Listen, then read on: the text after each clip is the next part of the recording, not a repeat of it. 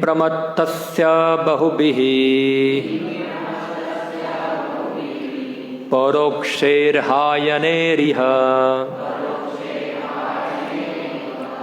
वरं मुहूर्तं विदितं घटते श्रेयसे यतः। किं प्रमत्तस्य बहुभिः परोक्षैर्हायनेरिह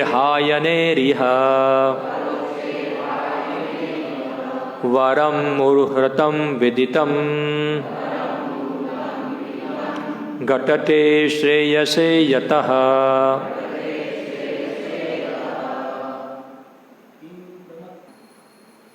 किम क्या है, प्रमत्तस्य मोहग्रस्त का, बहुभी बहुतों के द्वारा, परोक्षे अनुभव विहीन, हायने वर्षों तक, यह इस संसार में, वरम श्रेष्ठ, मुहूर्तम एक क्षण, विदितम चेतन, घटते प्रयास कर सकता है, श्रेयसे परमार्थ के मामले में, यतः जिससे। अनुवाद एवं तात्पर्य कृष्ण कृपामूर्ति अभय चरणारविंद भक्तिवेदांत स्वामी श्री प्रभुपाद जी के द्वारा। ऐसे दीर्घ जीवन से क्या लाभ जिसे इस संसार में वर्षों तक अनुभवहीन बने रहकर गवा दिया जाए। इससे तो अच्छा है कि पूर्ण चेतना का एक क्षण, क्योंकि इससे उसके परम कल्याण का मार्ग प्रशस्त होता है। तात्पर्य, श्रील सुखदेव गोस्वामी ने महाराज परीक्षित को प्रत्येक प्रगतिशील व्यक्ति द्वारा भगवान के पवित्र नाम का जप करने की महत्ता का उपदेश दिया। राजा जिनके जीवन में केवल 7 दिन शेष बचे थे, उनको प्रोत्साहित करने के लिए श्रील सुखदेव गोस्वामी ने जोर देकर कहा कि जीवन की समस्याओं को जाने बिना सैकड़ों वर्षों तक जीवित रहने से कोई लाभ नहीं। इससे तो परमार्थ की चेतना से युक्त एक क्षण का भी जीवन श्रेष्ठकर है। जीवन का सर्वोपरि लाभ सनातन है एवं ज्ञान तथा आनंद से पूर्ण है। जो लोग भौतिक जगत के बाह्य लक्षणों से मोहग्रस्त रहते हैं और खाओ पियो मजा करो ऐसे पास्तिक वृत्ति में लगे रहते हैं, वे केवल मूल्यवान समय को व्यर्थ ही गुजारते हुए अपने जीवन को गंवा रहे हैं। हमें पूर्ण चेतना में रहकर यह समझ लेना चाहिए कि बद्ध जीव को यह मनुष्य जीवन आध्यात्मिक सफलता प्राप्त करने के लिए प्रदान किया गया है और इस लक्ष्य को प्राप्त करने की सरलतम विधि है भगवान के पवित्र नाम का कीर्तन। पिछले श्लोक में हमने इस विशेष विषय की कुछ सीमा तक व्याख्या की थी और अब आगे हम पवित्र नामों के चरणों पर किए जाने वाले विभिन्न अपराधों पर प्रकाश डालेंगे। श्रील जीव गोस्वामी प्रभु ने प्रामाणिक शास्त्रों से अनेक उदाहरण दिए हैं और पवित्र नाम के चरणों पर किए जाने वाले अपराधों के विषय में व्यक्त विचारों की योग्यता पूर्वक पुष्टि की है। विष्णु यामल यंत्र में श्रील जीव गोस्वामी ने सिद्ध किया है कि भगवत नाम के कीर्तन मात्र से मनुष्य सारे पापों के प्रभाव से मुक्त हो सकता है। मार्कंडेय पुराण से उदाहरण देते हुए श्री गोस्वामी जी कहते हैं कि मनुष्य को चाहिए कि वह ना तो भगवत भक्त की निंदा करे और ना उन लोगों की बातें सुने जो भगवत भक्तों को छोटा बताने का प्रयास करते रहते हैं। भक्तों को चाहिए कि निंदक की जीभ काट कर उसे निंदा करने से रोके और यदि ऐसा ना कर सके तो उसे चाहिए कि भगवत भक्त की निंदा सुनने की अपेक्षा आत्मघात कर ले। निष्कर्ष यह है कि मनुष्य को ना तो भगवत भक्तों की निंदा सुननी चाहिए, ना किसी को ऐसा ऐसा करने देना चाहिए। जहाँ तक देवताओं के नाम से भगवान के पवित्र नाम में अंतर करने की बात है, प्रकट शास्त्र श्रीमद् भगवद गीता 11.9 41 में यह बताते हैं कि सारे असामान्य शक्तिशाली जीव परम शक्तिमान भगवान कृष्ण के ही अंश है। स्वयं भगवान के अतिरिक्त सभी उनके अधीन है। कोई भी भगवान से स्वतंत्र नहीं है, क्योंकि कोई भी ना तो परम भगवान की शक्ति से अधिक शक्तिमान या उनके तुल्य है, या किसी का नाम भगवान के नाम के समान शक्तिशाली नहीं हो सकता। भगवान के पवित्र नाम के कीर्तन मात्र से मनुष्य समस्त स्रोतों से एक ही समय घटित होने वाली नियत शक्ति प्राप्त कर सकता है। अतएव भगवान के परम पवित्र नाम की समता अन्य किसी नाम से नहीं करनी चाहिए। ब्रह्मा, शिव या अन्य शक्तिशाली देवता कभी परम भगवान विष्णु के समान नहीं हो सकते। भगवान का शक्तिशाली पवित्र नाम निश्चित रूप से मनुष्य को पाप के प्रभाव से उबार सकता है, किंतु जो व्यक्ति भगवान के पवित्र नाम की दिव्य शक्ति का उपयोग अपने कुत्सित कार्यों के लिए करना चाहता है, वे संसार में सबसे पतित व्यक्ति होते हैं। ऐसे व्यक्तियों को भगवान या उनके प्रतिनिधि कभी क्षमा नहीं करते। अतएव मनुष्य को चाहिए कि सभी प्रकार से बिना किसी अपराध के अपने जीवन का उपयोग भगवान के यशोगान में करे। जीवन का ऐसा कार्य भले ही वह एक क्षण का क्यों ना हो, उसकी तुलना अज्ञानमय दीर्घ जीवन से नहीं की जा सकती। जैसे वृक्ष या अन्य जीवों का दीर्घ जीवन जो किसी प्रकार की आध्यात्मिक प्रगति किए बिना हजारों वर्ष तक जीवित रह सकते हैं। ओम अज्ञानतिमिरन्धस्य ज्ञानञ्जनशलाकय चक्षुरुन्मिलितं येन तस्मै श्रीगुरुवे नमः। श्रीचैतन्यमनोभीष्टं स्थापितं येन भूतले स्वयं रूपकदा मह्यं ददाति स्वपदान्तिकं।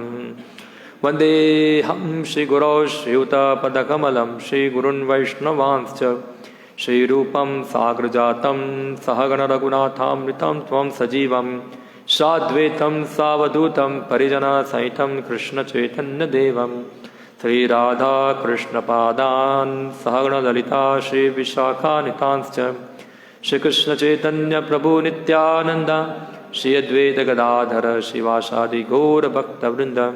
हरे कृष्ण कृष्ण कृष्ण हरे हरे, हरे राम राम राम हरे हरे। हरे कृष्ण। किं प्रमत्तस्य बहुबी परोक्षैर्हायनेरिह वरम मुहुर्हृतं विदितं घटते श्रेयसे यतः। ऐसे दीर्घ जीवन से क्या लाभ जिससे इस संसार में वर्षों तक अनुभवहीन बने रहकर गवा दिया जाए। इससे तो अच्छा है पुण्य चेतना का एक क्षण, क्योंकि इससे उसके परम कल्याण का मार्ग प्रशस्त होता है। इस श्लोक सुनकर भगवद गीता का एक श्लोक याद आता है जो दूसरे अध्याय में आता है। भगवान कृष्ण अर्जुन को बुद्धि योग के बारे में बता रहे हैं 2nd चैप्टर के अंदर, और 2nd चैप्टर के अंदर बुद्धि योग का जो महत्व बताते हैं, तो उसके अंदर श्लोक बहुत प्रचलित श्लोक है। नेहाभिक्रमणो नासोस्ति। फिर कौन बताएंगे? नेहाभिक्रमणो नासोस्ति प्रत्यवायो न विद्यते। फिर स्वल्पस्य मप्यस्य धर्मस्य त्रायते महतो भयात। ये श्लोक याद आ गया श्लोक पढ़कर। दोनों का अर्थ ऑलमोस्ट सेम ही है। तो यहाँ बता रहे हैं सुखदेव गोस्वामी परीक्षित महाराज को, क्योंकि परीक्षित महाराज के पास 7 दिन बाकी है, बहुत कम दिन है। हाँ, बहुत कम दिन में बड़ी परीक्षा देनी है। कौन है एसएससी में? अभी क्रिश एसएससी में है। 7 दिन के बाद पेपर देना है। रेडी हो? हाँ, नहीं रेडी है। मार्च तक राह देखनी है, ऐसा है। 7 दिन के बाद सब पेपर देना है, रेडी नहीं है, ऐसा है।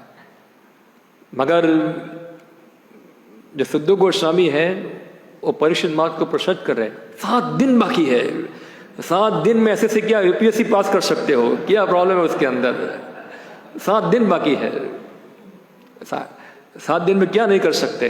ऐसे ही सुखदेव गोस्वामी जो है परीक्षित महाराज को प्रोत्साहित कर रहे हैं, 7 दिन बाकी है, बहुत सारा दिन है। मगर परीक्षित महाराज ऐसा नहीं, सुखदेव गोस्वामी परीक्षित महाराज को ऐसा नहीं बताया, तुम्हारे पास 7 दिन बाकी है, जाओ घर में शांति से टीवी देखो, मोबाइल के खेलो, गेम रमो, ये सब करो और बाद में मेरा आशीर्वाद ले जाओ, एग्जाम पास हो जाओगे। ऐसा है, ऐसा तो नहीं बताया है ऐसा वहां इधर। तो यहां तुलना की गई है, एक व्यक्ति जो है जो अपना समय जो है उसका उपयोग श्रेय को प्राप्त करने में लगाता है, और दूसरा व्यक्ति जो है जो ये जगत की क्रियाओं के अंदर ही दीर्घ काल तक व्यस्त रहता है। दोनों की तुलना की गई है यहाँ। तो ये परीक्षित महाराज को सुखदेव गोस्वामी बताते हैं क्या फायदा किसका, अगर कोई व्यक्ति कृष्ण कॉन्शियस नहीं बनता है और पूरा जीवन वो भौतिक जगत की क्रियाओं को प्राप्त करने के लिए समय बर्बाद करता है, और हो सकता है कि वो जीवन 100 साल का हो, हम आगे बढ़े तो वृक्ष का जीवन तो और ज्यादा होता है, 500 साल का, ब्रह्मा जी का आयुष्य हो, ब्रह्म का आयुष्य बहुत ज्यादा है, क्या फायदा। ऐसा परीक्षित महाराज को बता रहे हैं सुखदेव गोस्वामी, क्या फायदा उससे, क्योंकि जो समय उनके पास था उस समय का उपयोग उन लोगों ने किसमें किया। खाओ पियो मजा करो, श्री प्रभु जी बताते हैं, खाओ पियो और मौज करो, तो ये समय जो है उसमें बर्बाद कर दिया। एक कीर्तन है भक्तिवंत ठाकुर का, हाँ क्या वो, कटाई नु काल, इसका लाइन क्या है, फर्स्ट लाइन, परम साहसे कटाई नु काल, फिर कोई लाइन किसी को याद है, परम साहसे कटाई नु काल, भूल गया अभी। तो परम साहस है, भक्तिवंत ठाकुर अपने जीवन का पूरा जो क्रिया किया वो बता रहे उसके अंदर क्या क्या उन्होंने किया। तो परम साहस है कटाई नु काल, तो जब मैं छोटा था तो सब खेलने कूदने में समय बर्बाद कर दिया, थोड़ा बड़ा हुआ तो पढ़ाई लिखने में, सब पढ़ाई लिखाई करने के लिए स्कूल गया, और स्कूल के अंदर बहुत मन लगा के पढ़ाई किया, हाँ एग्ज़ाम के लिए बड़ी बड़ी एग्ज़ाम पास किया, ऐसा है। और फिर एग्ज़ाम पास होने के बाद डिग्रियाँ लेकर द्वार द्वार स्वान की तरह गया, मुझे क्या दो, नौकरी दो, नौकरी दो, नौकरी दो, द्वार द्वार गया। फिर नौकरी मिला तो नौकरी वाले में घुमाया, आज इधर नौकरी करो, 2 साल के बाद ट्रांसफ़र हो जाएगा, वहाँ जाके नौकरी करो, क्योंकि उनका गवर्नमेंट जॉब था, मैजिस्ट्रेट थे ना, और गवर्नमेंट जॉब में ट्रांसफ़र ज़्यादा होती है वहाँ, तो सब जगह घुमाया, ट्रांसफ़र कराते रहे, ऐसा है। और पूरा जीवन ट्रांसफ़र होता रहा। और फिर बच्चे हुए, बच्चों के पालन पोषण में समय चला गया, उनकी शादी कराया, उनका ब्याह कराया, अभी वृद्धावस्था आ गई है और कुछ शरीर काम नहीं करता है, अभी आंखें से कुछ देख सकता नहीं हूँ, मुँह से कुछ बोल सकता नहीं हूँ, और हाथ से कुछ नाम जप माला घुमा सकता नहीं हूँ, और बस पीड़ा के कारण अपनी जीवन के ऊपर विलाप खाली कर रहा हूँ। हो मैंने क्या नहीं किया, भगवान कृष्ण का भजन नहीं किया। तो ये भक्तिवंत ठाकुर अपनी शोक प्रकट करते हैं यहाँ। तो ऐसा शोक हमारा नहीं होना चाहिए वहाँ। ये भागवत जो है हमको सिखाने के लिए है, हमको समझाने के लिए, मानव जीवन का महत्व समझाने के लिए है। मगर मोहग्रस्त यहाँ बताया, प्रमत्तः बहुभी, प्रमत्तस्य बहुभी, जो मोहग्रस्त है, जो पागल है, किसके लिए पागल है, नूनम प्रमत्तः कुरुते विकर्म यद इंद्रिय प्रीति अवापनोति। ना साधु मन्य यत आपनोनयम असन अपि क्लेश आस ही देहा। ये ऋषभदेव बता दें नूनम प्रमत्त, क्योंकि लोग जो है अपने आप को शरीर मानते हैं, मैं ये शरीर हूँ, और शरीर मानने के कारण इंद्रियों की तुष्टि के लिए नाना प्रकार की योजनाएं बनाते हैं। हमको ये उदाहरण हमेशा याद रखना चाहिए। जैसे एक पिंजरा है और एक पक्षी है,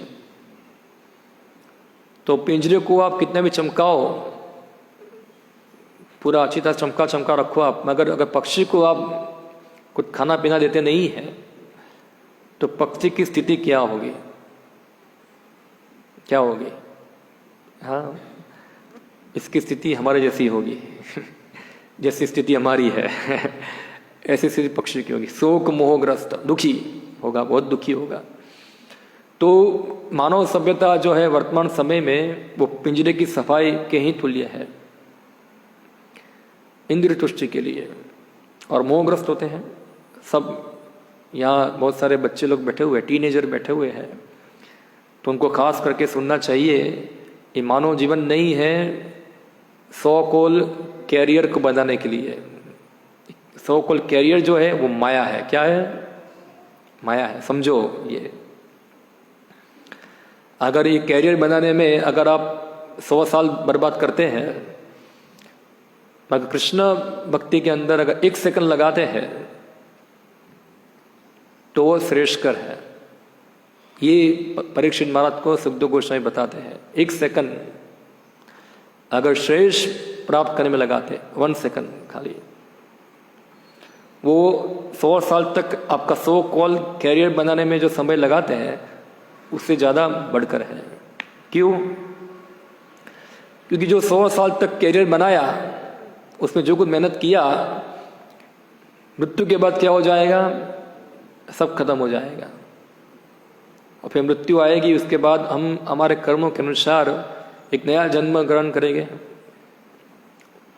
तो ये जन्म के अंदर हमने कैरियर बनाया कि हम IIT बन गए, या तो फिर क्या बड़ा डिग्री है अभी, कौन सा डिग्री का डिमांड चल रहा है अभी? MBA, IS तो डिग्री नहीं है, IS पोस्ट है। IIM, इसका पूरा नाम क्या है? Indian institute of management. सबको मैनेजमेंट करना है तो IIM या IIT या तो फिर VIT, बहुत सारी है ऐसे ही। तो ये सब बड़ी बड़ी सपने देखते हैं वहाँ, उसमें जाने का। 100 साल बर्बाद कर दिया उसके अंदर, तो कर्मों के अनुसार अगले जन्म में तो फिर पता नहीं IIT जाएगा, तो हो सकता है कि IIT में जाके वहाँ कॉकरोच बने, चूहा बने, IIT का चूहा हो सकता है। क्योंकि ये खास कर बायो की लैब होगी, बायो की लैब, तो बायो की लैब के अंदर सब चूहे बुहे सब रखते हैं, मेढक सब रखते हैं। तो शायद ये IIT बायो का चूहा, पहले डॉक्टर फ्रॉक था, अभी देखो कहाँ है इधर। तो ये हो सकता है इधर। तो मृत्यु के बाद तो सब जीरो हो जाएगा, फिर से नए दौर से शुरू करो नई कहानी फिर से नई चालू करनी पड़ेगी हमारी कहानी, फिर से नया चैप्टर चालू करना पड़ेगा। और जरूर नहीं है कि नया चैप्टर चालू करने के लिए फिर से हमको मानव शरीर मिलेगा। अभी हमको लगता है ये मेरा मानव शरीर है, कितना अच्छा है, और मैं इतना अच्छा मजा आ रहा है, कितना शरीर अच्छा चल रहा है पूरा, और कितना कंफर्टेबल जीवन है मेरा। मेरे पास गवर्नमेंट जॉब है, मेरे पास बंगला है, गाड़ी है, सब फर्स्ट क्लास व्यवस्था करके रखा है, पेंशन की योजना है, कोई बीमा लेके रखा है, कुछ बीमारी रह गए तो इंश्योरेंस है, सब कुछ पूरा व्यवस्था चकाचौंध रखा है। मगर यमराज तो ये सब चीज़ देखने वाले नहीं है, वो तो सब चीज जाएगा। तो इतना शक्ति जो है हमने इस सब चीज़ों को पोषने में लगाया है, सब चीज में लगाया है। वहाँ भगवान के अकाउंट में उसका कोई वैल्यू नहीं है, जीरो है। हाँ, जो भगवान का अकाउंट जो है, 2 प्रकार के अकाउंटेंट हैं। एक अकाउंटेंट है चित्रगुप्त, और एक अकाउंट भगवान का डायरेक्ट ऊपर चलता है सीधा गोलोक के अंदर। चित्रगुप्त जो है भक्ति के अलावा सब प्रकार का अकाउंट हमारा देखता है, क्या है, कितना घोटाला किया, क्या नहीं किया, वो सब वो हमारा अकाउंट रखते। वो अकाउंट में कभी घोटाला होता, हम सब इधर घोटाला कर सकते, ऊपर घोटाला नहीं होता है।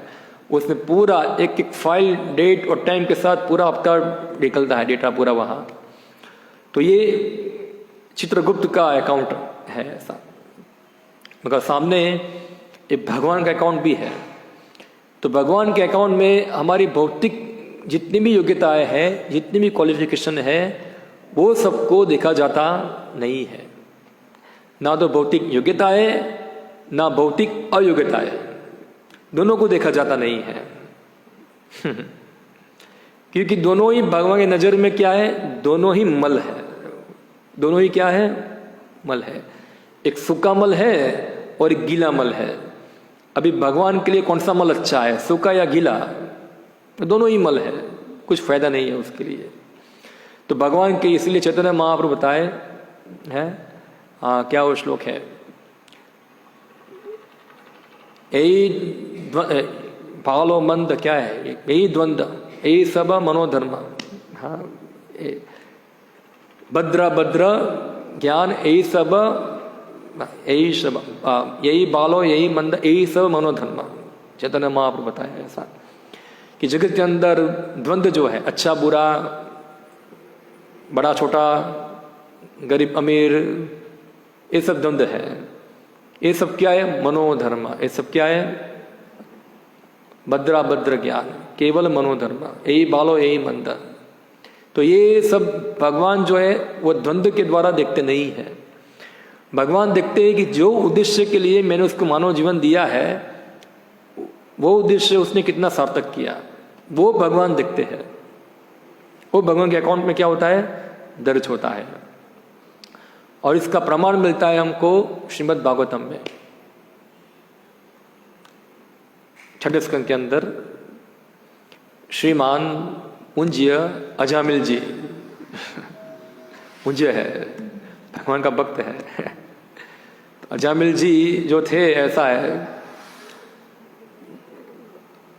सुसंस्कृत ब्राह्मण थे।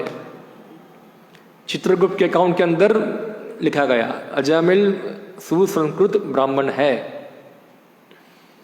फिर कॉलेज में जाके बिगड़ गया अजामिल। आज तो सब कलयुग में अजामिल ही है, सब कॉलेज में जाके बिगड़ते हैं सब। तो ऐसे ही कॉलेज में जाके बिगड़ा वहाँ। तो अजामिल भी ऐसे बिगड़ा, वो कॉलेज में नहीं गया, वो वन में गया था, वन में जाके बिगड़ा वहाँ जाके। तो वन में बिगड़ा, इतना बिगड़ा कि चित्रगुप्त के अकाउंट के अंदर बहुत कुछ लिखा गया। उसका अकाउंट बहुत लंबा लिखा गया वहाँ।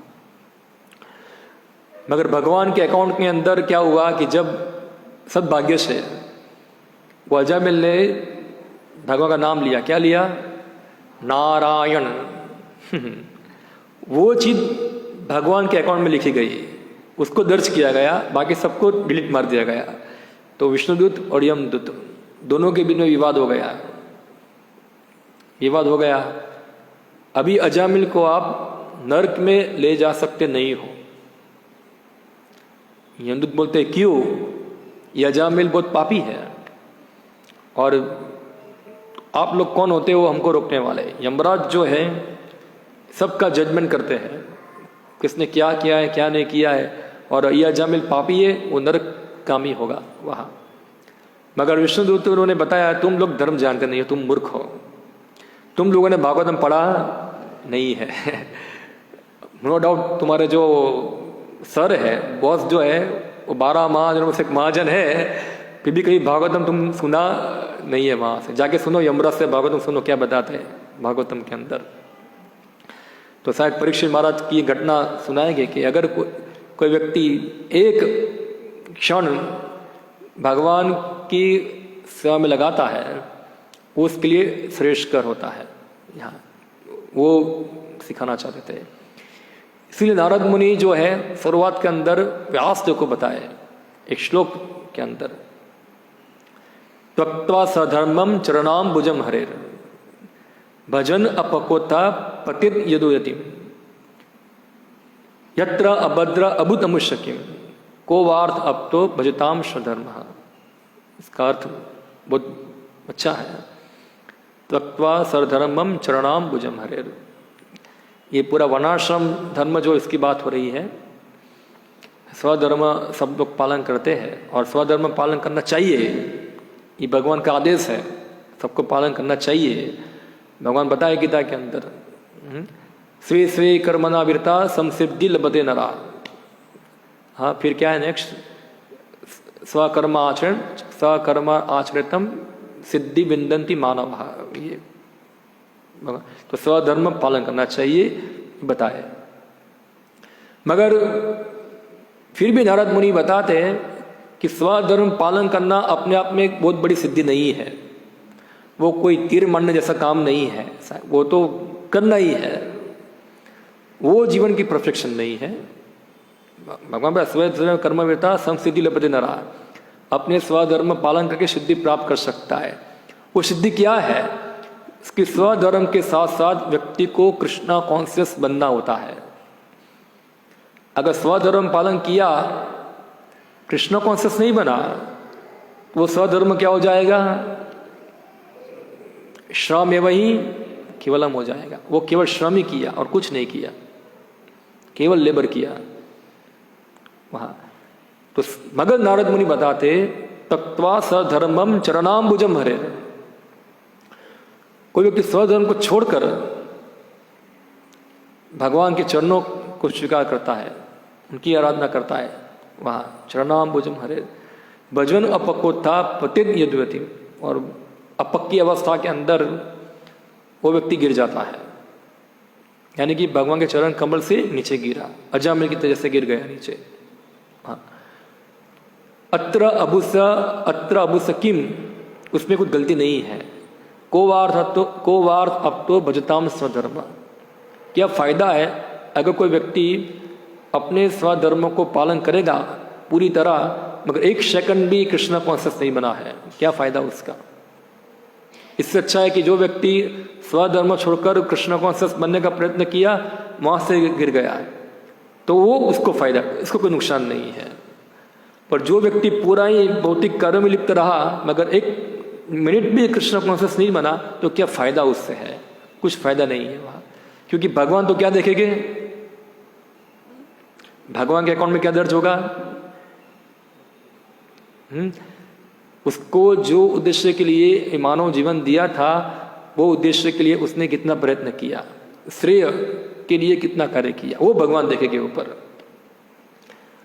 हम लोग भौतिकवादी चेतना में रहते हैं, तो हम भौतिकवादियों की दृष्टिकोण में बड़ा बनना चाहते हैं, और भौतिकवादी व्यक्ति के दृष्टिकोण में बड़ा कौन है।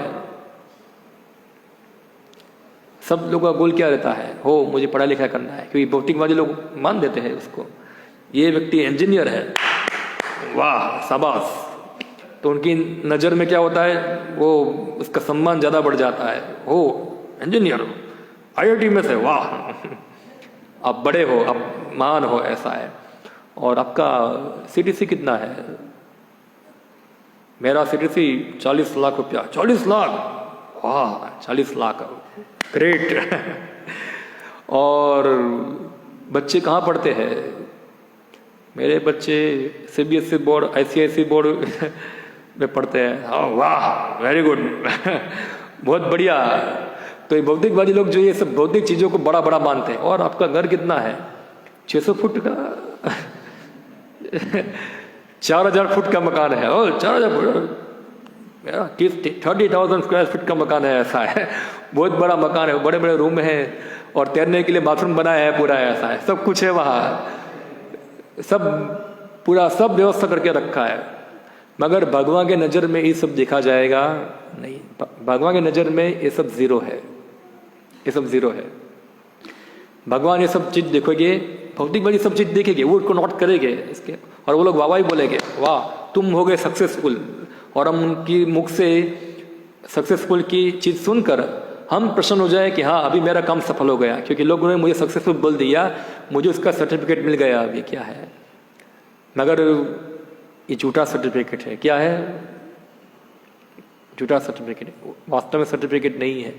हमको सर्टिफिकेट मिलेगा हमारी मृत्यु के समय में। कौन देंगे हमको? यमराज देंगे, वहाँ हमको सर्टिफिकेट मिलेगा हमारा। भजन करो साधन करो मर्त्य जाने लो है।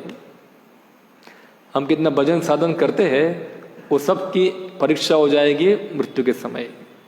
यम यम वापी स्मरणम भवम तजंते अंते कलेवरम तम तम वेति कौन्तेय सदा तद भाव भाविता। मृत्यु के समय में हमने किस किस भाव का स्मरण किया है? हमने सो कॉल सक्सेसफुल को याद किया है,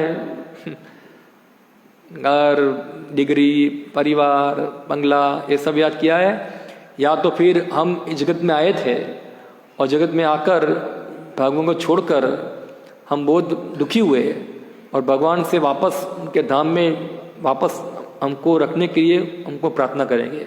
क्या हम सोचेंगे? क्या हमारी चेतना होगी? पता नहीं क्या होगा। ऐसा है। तो इसीलिए यहाँ बता रहे हैं कि एक क्षण अगर कोई व्यक्ति कृष्ण भावना रूप में व्यक्त करता है वो उसके लिए श्रेष्ठकर है। एक क्षण, आप लोगों ने बहुत सारे क्षण व्यतीत किए हैं कृष्ण भावना के अंदर, नो डाउट वो फायदेमंद है, मगर ये प्रोत्साहन के लिए है। जो बुद्धिमान व्यक्ति है वो प्रत्येक क्षण को लगाता है, एक क्षण नहीं लगाता है, प्रत्येक क्षण को लगाता है। वहाँ एक क्षण किसके लिए है? जो भौतिकवादी है उनको एक क्षण अच्छा है उनके लिए। जैसे उदाहरण में दो, कई बार जैसे कोई व्यक्ति कोई माला नहीं करता है और वो व्यक्ति एक माला करता है, बोला प्रभु जी मैं एक माला करता हूं, तो प्रभु जी क्या बोलेंगे उसको? हाँ वाह वेरी गुड, एक माला कर रहे हो, शाबाश। कोई व्यक्ति 16 माला करता है, 4 दिन के बाद आके बोलेगा प्रभु जी मैं 4 माला करता हूं, तो फिर प्रभु जी क्या बोलेंगे उसको? शाबाश बोलेंगे? क्या बोलेंगे? मूर्ख, बदमाश, तुम 16 माला करते थे अभी 4 माला कर रहे हो, पतित हो गए अभी नीचे, ऐसा है, वहां से गिर गए, तो उसको शाबाशी नहीं मिलेगी वहां। तो प्रोत्साहन के लिए है प्रत्येक, नो डाउट 4 माला भी भगवान के अकाउंट में गिने जा रहे हैं, ऐसा नहीं कि गिने नहीं जा रहे हैं, ऐसा है। तो वो व्यक्ति को शायद भगवान की दया से फिर से एक चांस और मिलेगा। हाँ, सूचिनाम श्रीमताम गृहे योग भ्रष्ट भी जायते हैं, फिर से उसको सूची परिवार के अंदर पवित्र परिवार में जन्म मिलेगा, या तो फिर स्वर्ग लोक जाएगा। क्या है श्लोक? नहीं, वो इसके पहले श्लोक आता है, स्वर्ग लोक जाता है, वहाँ देवताओं जैसा सुख प्राप्त भोग कर, नहीं, वो क्षीण पुण्य बाद में आता है, ये भक्ति के लिए है, ये भक्ति वाले स्वर्ग लोक में जाते हैं, उसका है। तो वो स्वर्ग में जाते हैं, वहाँ देवताओं का आधिपत्य सुख प्राप्त करते हैं, और फिर से उनको भगवान जो है फिर से मनुष्य रूप में जन्म देते हैं, कोई धनिक परिवार के अंदर, कोई भक्त परिवार के अंदर, जिससे वो अपनी जो खोई हुई चेतना है, कृष्ण चेतना है, उसको प्राप्त करें। ये सुनकर हमको लगता है हाँ चलो कोई बात नहीं, अगला जन्म तो हमको मिलेगा। कहाँ मिलेगा? तो स्वर्ग लोक में जाएंगे, कम से कम 10,000 तक स्वर्ग में जाएंगे। मगर क्या होगा, 10,000 साल तक स्वर्ग में चले गए और 10,000 साल के बाद यहाँ आएंगे, तो यहाँ आपको कोई हरे कृष्ण का प्रचार करने वाला कोई रहेगा नहीं आपको इधर। सब लोग चले जाएंगे गोलोक वृंदावन। कहाँ चले जाएंगे? सब लोग गोलोक चले जाएंगे और आप यहाँ रहेंगे, स्वर्ग लोग भोग के यहाँ रहेंगे। इधर कोई आपको हरे कृष्ण करने वाला रहेगा नहीं। वहाँ घोर कलयुग होगा, घोर कलयुग होगा। और चलो स्वर्ग लोक में नहीं गए और अगला जन्म मिल गया, कोई गारंटी नहीं है अभी वर्तमान समय के अंदर कि कोई व्यक्ति शुद्ध भक्ति को प्राप्त कर पाए, क्योंकि संगति बहुत खराब है। आप कितने भी प्रोटेक्ट करने को सबको प्रयत्न करो, किधर से भी वायरस लग जाएगा। कोविड से भी खतरनाक वायरस है, पूरा फैलता है। कोविड को तो वैक्सीन मार के मास्क लगा के प्रोटेक्ट कर सकते, ये वायरस को कोई प्रोटेक्ट कर सकता, क्योंकि ये वायरस कहाँ है? हृदय के अंदर ही है, बाहर से नहीं आता है, अंदर ही है। समय आने पे प्रकट हो जाता है यहाँ। तो इसीलिए हमको पूरा पूरा प्रयत्न करना होता है कि नो डाउट हमने प्रयत्न कितने जन्मों से किए हैं। जिन लोगों को भारत में जन्म मिला है, कृष्ण भक्ति मिला है, तो उन लोगों ने पूर्व जीवन में कुछ प्रयत्न किया होगा, उसका परिणाम उनको यहाँ मिल रहा है अभी। तो अभी हम इतना ही प्रगति किया है, ज़्यादा नहीं किया है, हमको समझना है। हमने ज़्यादा नहीं, इतना ही किया है हम लोगों ने, क्योंकि हम लोग पहले इतना ही किया था। और इतने प्रगति में हमको माया द्वारा कितने लात मिली हम भूल गए क्या है। कितना स्ट्रगल किया, कितना संघर्ष किया जगत के अंदर, कितना लात खाया यहाँ, कितना दुखी हुए। हाँ, तो ये सब चीज़ हमको थोड़ा विश्लेषण करना चाहिए। हाँ, तो ये जो बता रहे हैं परीक्षित महाराज को सुखदेव गोस्वामी, महत्व बता रहे हैं कि एक क्षण जो है कृष्ण भावनावृत में बीता है, इसकी तुलना ये भौतिक कार्यों के साथ की जा सकती नहीं है। क्या फायदा उसका, कुछ फायदा नहीं है। इसलिए भक्ति ठाकुर बताते हैं, हाँ क्या वो श्लोक है, कीट जन्म जथा हुआ तु दास, बहिर्मुख ब्रह्म नहीं मोरे आश। तो ब्रह्मा का जीवन कितना महत्वपूर्ण है, कितना बड़ा जीवन है, उनका आयुष्य कितना बड़ा है। मगर इतना बड़ा आयुष्य है, कृष्ण कॉन्शियस नहीं है, तो क्या फायदा। मगर एक कीट का आयुष्य कितना है, रात को पैदा होता है, सुबह होने से पहले मर जाता है। मगर इतना समय अगर वो कृष्ण कॉन्शियस बनता है तो वो महत्वपूर्ण है यहाँ। तो आप बेस समझ सकते हैं क्या है श्रेयस और क्या है प्रेयस। इसलिए भागवत में बताते हैं, तस्माद गुरु प्रपद्यते जिज्ञासु श्रेय उत्तम। श्रेय उत्तम, जो लोग श्रेय प्राप्त करना चाहते हैं उनको गुरु के पास जाना चाहिए। फिर शब्द पड़े च निष्णातम ब्रह्मणि उपासितम, ये उद्धव जी को बता रहे हैं भगवान कृष्ण यहाँ। तो जो एक क्षण कोई भगवान का नामाभास भी नाम उच्चारण किया है उसको फायदा होगा। यहाँ इसी नाम अपराध के बारे में बता रहे हैं। नाम अपराध से फायदा होगा मगर उससे अत्यधिक फायदा नहीं होगा, स्पिरिचुअल बेनिफिट नहीं होगा। प्रभुपाद जी इधर नाम अपराध को कोट किया है, इधर 10 प्रकार के नाम अपराध हैं, हम शास्त्र से जानते हैं। खास करके जो लोग दीक्षित भक्त हैं और जो भविष्य में दीक्षित होना चाहते हैं, इन सबों को 10 नाम अपराध पते होना चाहिए, क्या 10 नाम अपराध है। तो जो व्यक्ति नाम अपराध नहीं करता है और नाम अपराध रहित एक क्षण भी अगर भगवान का सेवा किया, उनका नाम उच्चारण किया है, वो भगवान के अकाउंट में लिखा जाएगा। जैसे अजामिल का था, तो अजामिल तो नामाभास उच्चारण किया था, नाम अपराध नहीं था उसका, इसलिए भगवान के अकाउंट में लिखा गया वो वहाँ। और उससे भी आगे भगवान का शुद्ध नाम, प्योर नेम। शुद्ध नाम का मतलब क्या है? शुद्ध नाम का मतलब है अनिय अभिलाषिता शून्यम युक्त नाम। हम नाम को हमारी सेवा में लगाते नहीं है। जैसे बहुत सारे भक्त होते हैं, बहुत प्रचलित है, ऐसा है। जब मैं वल्लभ विद्यानगर में था तो एक दीक्षित कपल थे, उनका लड़का था, एसएससी में था। वो माता जी बोले, प्रभु जी मेरे बच्चे के लिए एक माला ज़्यादा कीजिए। क्यों? उसका ज़्यादा नाम अच्छा एग्जाम नंबर आ जाए, ऐसा है। तो नाम प्रभु है, वो दास नहीं है कि तुम्हारे बच्चों की सेवा करने आए वहाँ, ऐसा है, जिससे उससे एग्जाम में नंबर 1 आ जाए वहाँ। तो ये नाम अपराध है, या उनके लिए नाम बोलो, ऐसा है। नाम की सेवा करना है, ना कि नाम को हमारी सेवा में लगाना है। देखो एटीट्यूड किया है, पूरा रॉन्ग एटीट्यूड है पूरा, ऐसा है। हम नाम के सेवक हैं, ना कि नाम हमारा सेवा करेगा, ऐसा है। तो ये एटीट्यूड जो है, जो एटीट्यूड भगवान की प्रसन्नता के लिए है, वो भगवान के अकाउंट में लिखा जाएगा, वो लिखा जाएगा, वो श्रेय लिखा जाएगा यहाँ।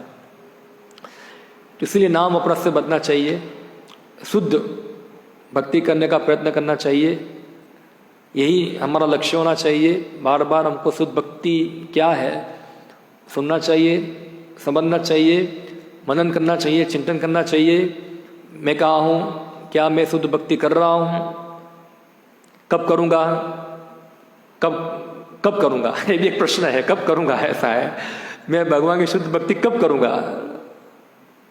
अभी कितना समय है, अभी कितना साल हुआ, 40 साल हो गया, तो 20 साल हो गया, कब करूँगा? अभी पढ़ा लिखा कर रहा है, पढ़ाई जब शादी बादी हो जाएगा बाद में करूँगा शुद्ध भक्ति। शादी बादी हो गया, थोड़ा बच्चे को पढ़ा लिखा ले, बाद में शुद्ध भक्ति करूँगा। बच्चे को पढ़ा लिखा ले, बाद में जब रिटायरमेंट हो जाएगा तो शुद्ध भक्ति करूँगा। रिटायरमेंट हो गया, थोड़ा अभी बच्चों को सेट कर दे, थोड़ा कर दे, बाद में शुद्ध भक्ति करूँगा। कब करोगे शुद्ध भक्ति, कब करना है? क्या बताते हैं उपनिषदों के अंदर? कल परसों ही सुना था, हाँ, उत्तिष्ठ जागृत प्राप्त, फिर क्या है? प्राप्त वर निबोधतः, उठो जागो और ध्येय प्राप्ति में लग जाओ। ये उपनिषदों का वाक्य है। ये उठो जागो और ध्येय प्राप्ति में लग जाओ। और ये इस प्रकार के स्लोगन जो है भौतिकवादी भी लगाते हैं, उठो जागो और भौतिक विकास करो, ऐसा है। मगर हम लोग क्या बोलते हैं? उठो जागो और आध्यात्मिक प्रगति करो। आध्यात्मिक प्रगति के साथ साथ भौतिक प्रगति अपने आप आएगी। जैसे आप चलते हैं तो आप नहीं देखते कि मेरा साया जो है मेरे साथ आ रहा है कि नहीं आ रहा है, ऐसा है। आप देखते हैं पीछे, मेरा साया तो शायद पीछे नहीं छूट गया ना, किधर है, ऐसा है, कहाँ है? वो आप चल रहे, आपके साथ साथ ही वो आएगा उधर। आपको पीछे मुड़ के देखने की आवश्यकता नहीं है। तो हम अगर आध्यात्मिक प्रगति कर रहे हैं तो साथ साथ भौतिक प्रगति अपने आप हो जाएगी, अपने आप होगी। वो इसके लिए सेपरेट एंडेवर करने की लिए आवश्यकता नहीं, वो अपने आप होगी। आप देखो, जब भगवान कृष्ण थे, कल सुन रहा था, प्रभु जी लेक्चर सुन रहे थे, और राधे श्याम प्रभु का लेक्चर मैंने सुना, कुछ ना के आ रहा था तो सुन रहा था। और प्रभु जी बता रहे थे कि जब भगवान कृष्ण धरातल पे थे तो बारिश समय पे गिरती थी, गाय दूध देती थी, और सब अनाज उगता था, सब कोई बिजनेस करता था तो ज़्यादा प्रॉफिट भी करता नहीं था, क्योंकि सब कुछ उनको मिलता था, प्रॉफिट की आवश्यकता ही नहीं थी उनको, सब कुछ मिल रहा है वहाँ, तो सब कुछ बढ़िया बढ़िया चल रहा था। क्यों? क्योंकि भगवान कृष्ण मौजूद थे वहाँ। तो अगर हम कृष्ण कॉन्शियस बनते हैं तो किसी भौतिक वस्तु का अभाव नहीं है। प्रभुपाद जी बताते हैं, एक्चुअली भक्ति सिद्धांत सरस्वती महाराज बताते हैं, ये दुनिया में किसी चीज़ का अभाव नहीं है, अभाव केवल एक ही चीज़ का है, कृष्ण भावनामृत का। ये चीज़ है यहाँ। तो हमको ये समझना है, ये भागवतम में बता रहे परीक्षित महाराज को शुद्ध गोस्वामी, एक क्षण अगर हम तीव्र भक्ति में रखते हैं, वो क्षण हजारों साल तक तीव्र गद्दे की तरह काम करने में, भौतिक जगत में काम करने में तुलना नहीं कर सकते, कोई तुलना ही नहीं उसकी वहाँ। इसलिए महाराज कुलशेखर क्या बताते हैं, क्या श्लोक है वो जानते हैं कोई? राजहंस क्या है वो, मैं भूल गया। महाराज कुलशेखर प्रार्थना करते हैं भगवान को कि मेरा मन हंस जैसा है, और भगवान के कमल जो है, सॉरी, भगवान के चरण कमल जो है वो कमल जैसे है। और कब मेरा मन रूपी जो हंस है वो एक कमल के अंदर जाएगा, फिर बताते हैं कि भगवान अभी मेरा मन क्या है? स्थिर है, मेरा वाणी स्थिर है, मेरा मन स्थिर है, मेरा स्वास्थ्य अच्छा है। ऐसा करो अभी ही मृत्यु आ जाए। क्या आ जाए? अभी मृत्यु आ जाए, क्योंकि इससे क्या हो जाएगा, मैं आपका स्मरण कर सकता हूँ। मगर जब मृत्यु आएगी, जब मेरा स्वास्थ्य अच्छा नहीं है, और जब कप से मेरा गला गुदगुद हो जाएगा, तब आपको नाम कैसे मैं उच्चारित कर पाऊंगा, ऐसा है, कैसे आपका नाम ले पाऊंगा। श्लोक है ये, आप सुना होगा शायद, इसमें आता है। तो ये बता रहे कितना महत्व, जब इस हमारा स्वास्थ्य अच्छा है, शरीर अच्छा है, टाइम अच्छा है, हमको चाहिए कि हम पूरा समय, पूरा एनर्जी जो है कृष्ण भावनामृत को प्राप्त करने में लगाए, उसमें एंडेवर करे। वही रियल एंडेवर है, वही लिखा जाएगा। मगर अगर वो एनर्जी हमारी जा रही है अन्य चीज़ों में, और बाद में जब बूढ़ा हो जाएंगे और बूढ़ी एनर्जी, जैसे फूल होता है ना, मूर्छा हुआ फूल, मंदिर में कभी भगवान को मूर्छा हुआ फूल ऑफर करते हैं? वो रहता नहीं है, वो निकल जाता है वहाँ से। जब पूरा शक्ति क्षीण हो जाएगा, तब हम क्या भगवान का स्मरण करके क्या भगवान की सेवा करेंगे? ऐसा है।